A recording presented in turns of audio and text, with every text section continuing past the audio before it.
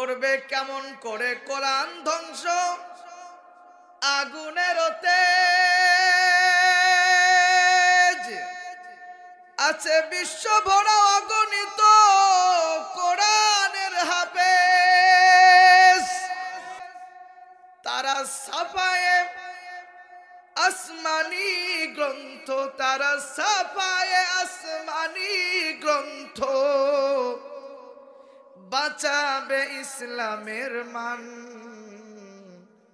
তবু বিশ্ব থেকে হারাবে না পবিত্র কোরআন। চিল্লা বলেন মারহাবা। মুসলমান ভাইরা আমার কথাগুলি খুব ভালো করে বুঝবেন। কথায় কথা আসে না বলে পারি না। 1979 সাল থেকে 1990 সাল পর্যন্ত আফগানিস্তান এবং রাশিয়ার ভিতরে একটা যুদ্ধ হয়েছে। মুরব্বীরা বলতে পারবে ঠিক না ব্যাঠিক বলেন? আফগানিস্তান বারবার যুদ্ধে বিধ্বস্ত একটা দেশ, কারণ সেই দেশের ভিতরে 100% মুসলমান আছে। ঠিক না ব্যাঠিক বলেন? ও মুসলমান, যতদিন পৃথিবী থাকবে, যতদিন মুসলমান থাকবে পৃথিবীর ভিতরে,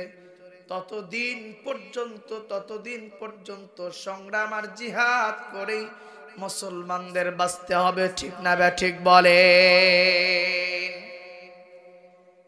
কোনদিন যদি আমাদের জিহাদ করতে হয়, কোনদিন যদি আমাদেরকে আল্লাহ তাআলার কোরআনের জন্য জিহাদ করতে হয়, কোনদিন যদি হাদিসকে বাঁচানোর জন্য, পয়গম্বরের ইজ্জতকে রক্ষা করার জন্য জিহাদ করতে হয়, আমরাও রাজি আছি। কথা বলেন ঠিক কিনা?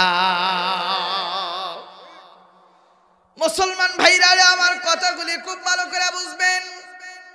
সেই আফগানিস্তানের যুদ্ধের কথা এই আয়াতের তাফসীরের ভিতরে এক মুফাসসির তুলে ধরেছেন ঘটনা আকারে। যারা কোরআনের তাফসীর পড়েছে, কোরআন বোঝে, তারা জানে।